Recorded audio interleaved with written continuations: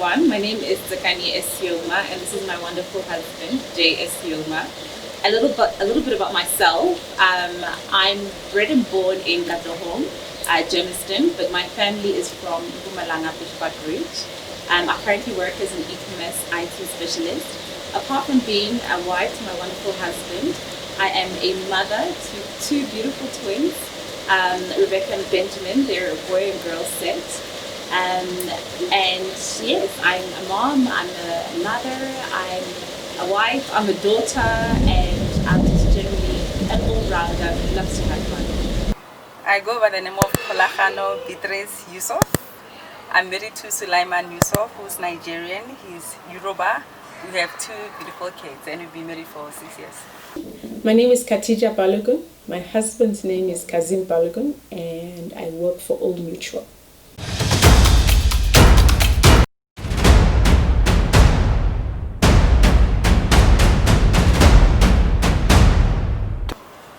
Wow. One day I was just walking in the mall and boom, there comes this black guy. I'm like, huh? You know? Then we exchanged numbers, then we started chatting, dating. Before you know it, one thing led to another. We got married. So far it's been 6 years of up and down. But yeah. We've been married for 12 years. We met on a Muslim forum. Kazim read an article that I wrote, and I think he was intrigued by my style of writing, and we started chatting from there. The journey has been exciting. Contrary to popular belief, Nigerian men are very romantic. At least mine is.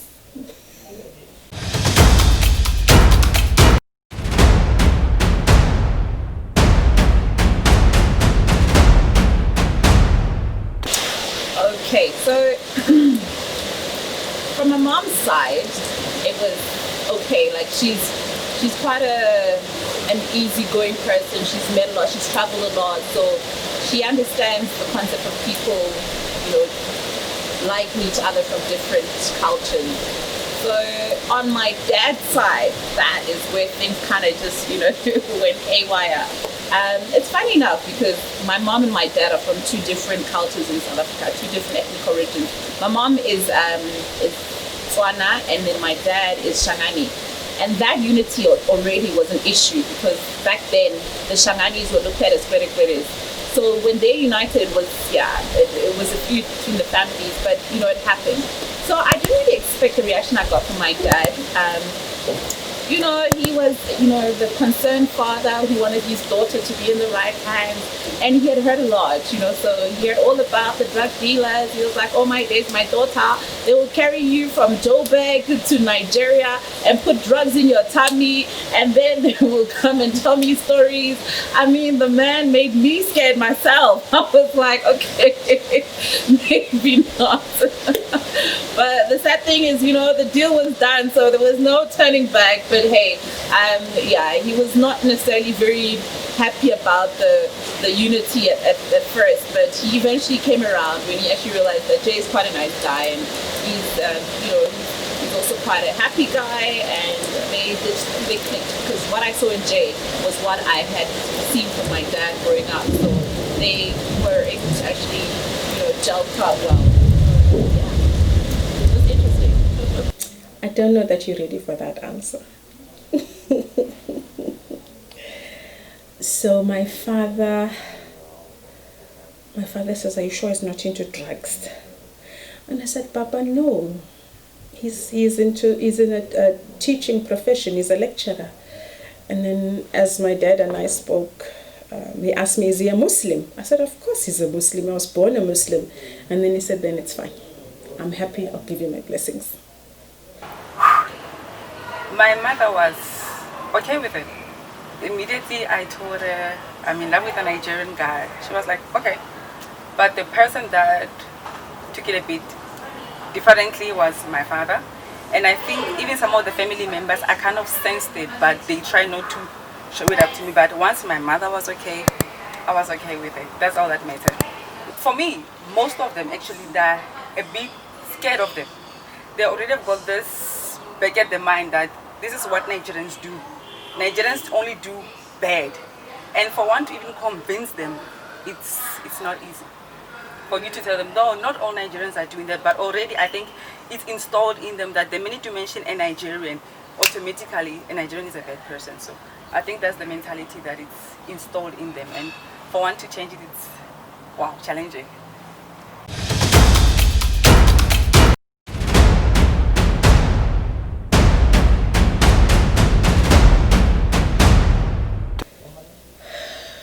I have been to Nigeria on several occasions. The first time we went with our children, and we left here in winter, so we were dressed warmly, and my husband kept saying, you don't have to dress so warm, don't carry a jacket, but it's cold in Johannesburg. When I stepped out of the plane, the wall of heat that blasted me was stunning. So before we could even go to immigration, I had to take the children to the bathroom and remove our I think you call it a singlet. That was my first experience. And then the immigration officers were like, our wife, welcome. Where's our cake? So that was my first experience in Nigeria. I love Nigeria. My current role in All Mutual involves looking after about 7 African countries, and I was privileged to live and work in Nigeria for 2 years. And I call Nigeria my special place, not just because I am Iawo, but Nigerians are so resilient and smart and sharp. You know, our All Mutual model has certain processes that take 3 years to develop talent, for an example. But I found in All Mutual Nigeria, within 6 months, the guys were ready for the next step. So I found myself revising processes and at loggerheads with head office down south. But that is how Nigeria is. I think when you look at the accomplishments of Nigeria, amazing. You're among the top academics in the world. So I love Nigeria. It's exciting, it's hustle and bustle. I don't like third mainland bridge traffic, but I love Nigeria. Yes, I've been to Nigeria. The first trip I made to Nigeria was in 2010, and I have to say it was one of the most amazing experiences I've had in terms of, you know, stepping into a different country, different culture, different people, different vibe. It is just everything. Like, stepping out of the airplane, it was just the heat. I was met and greeted by this humid temperature that just melted my makeup instantly. But nonetheless, as much as that was a big shock to everything, as soon as I stepped out the airport, I was greeted by a whole lot of people. You know, there was just, everyone was just out there, and there was just this rush of noise as soon as you were out of the airport, because, you know, all these cars are just hooting. You know, it's this beep, beep, beep, beep, beep noise like everywhere, you know. So generally for me, I've got to say I love Nigeria. I love the feel, the vibe, the energy of it, because I landed late at night, but it was like I just saw the city that just didn't seem to sleep. Everyone was out there selling, everyone was out there having a good time, and everyone was just happy to welcome me into this new home. And it was the greatest feeling. It was a great welcome. It was a great new awakening to me of a new country, well, for me, a new home in Africa. And I'll never forget that experience, and that's why I keep going back. I love it.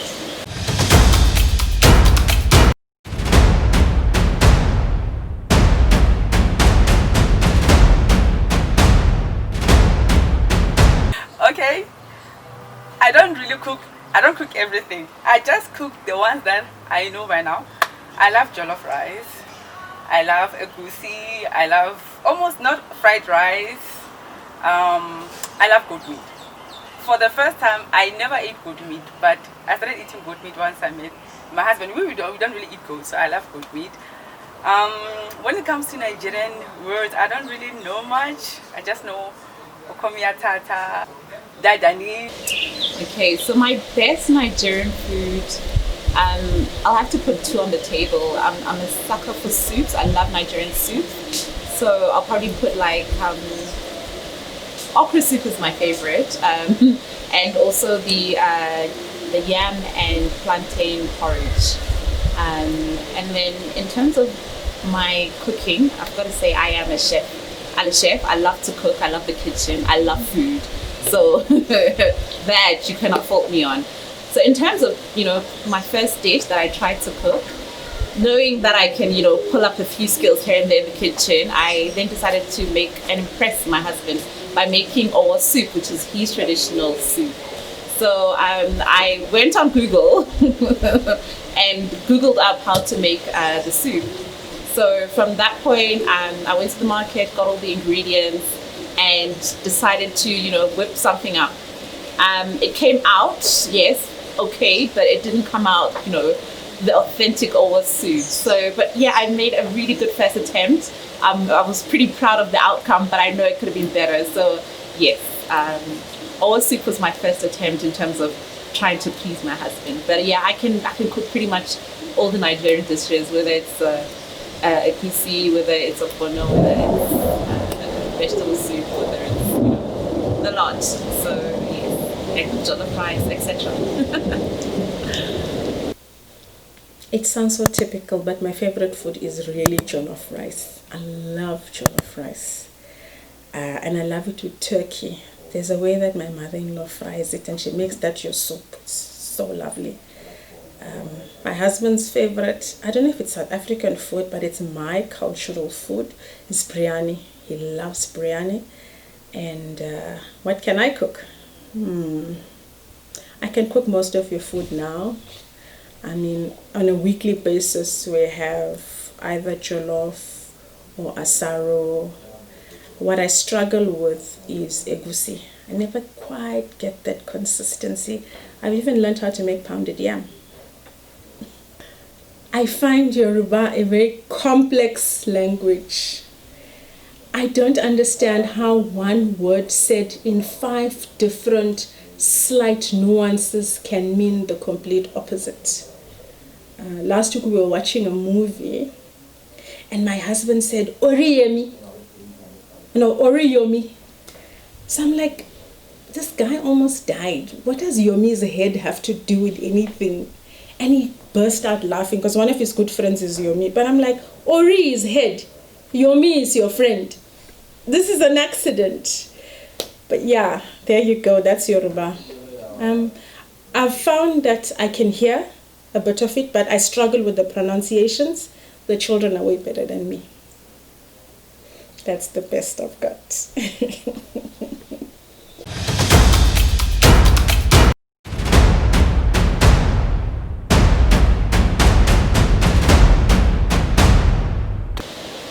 Okay, so my first visit when I went to Nigeria, I got to meet my in-laws, most especially my mother-in-law. It was such a warm and great reception.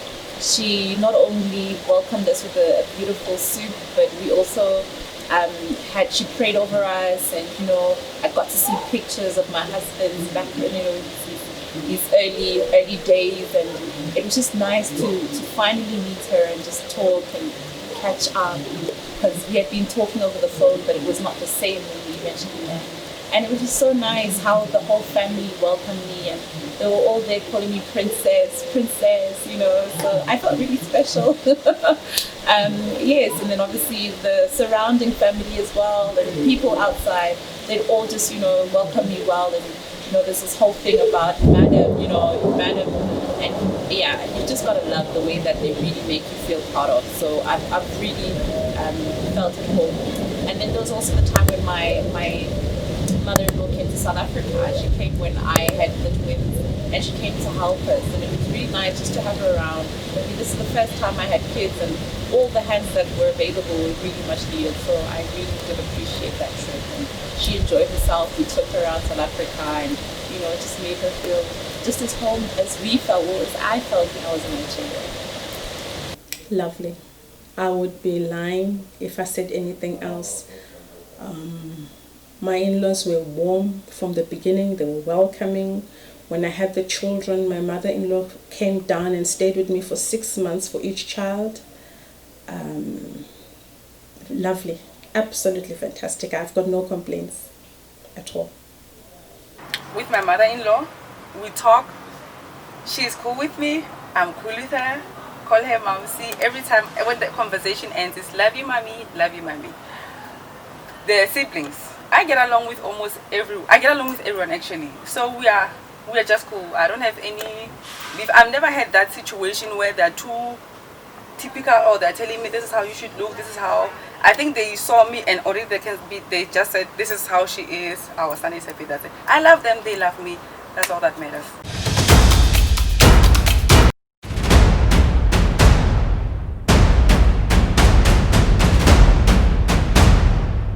Okay, as a Nigerian queen, I would advise any South African woman out there or any potentially Nigerian queen to pretty much follow their heart in terms of if they are ready to marry a Nigerian man that they're interested in. There is no difference between a South African or a Nigerian man.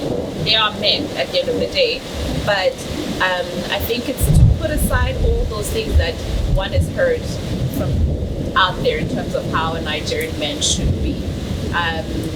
It's about following your heart. If the man treats you well, if he loves you unconditionally, and he's a good man who your family would love to welcome into the family, then by all means, definitely. I mean, when I met my husband, I knew that all intentions were good.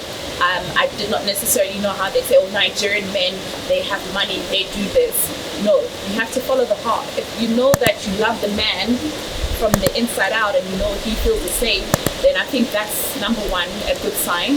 And then everything else about the unity will just formulate itself, because from that point, meeting his family was, it was an easy going process because we were already united, and on his side, on my side as well, him getting to know my family was also part of a seamless process because we were already united. So love him for who he is, and everything will go according to God's perfect plan. With my own experience, everything has been good. So if someone comes and says they want to marry Nigerian, with my own experience, I wouldn't say no, don't marry Nigerian.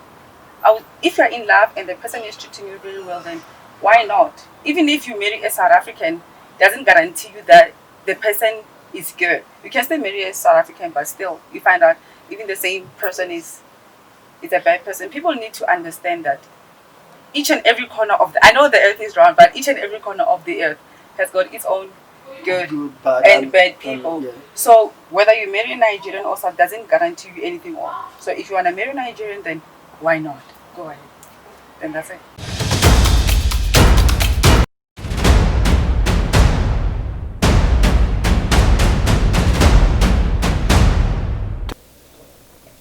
I think my advice to the community from a Nigerian perspective would be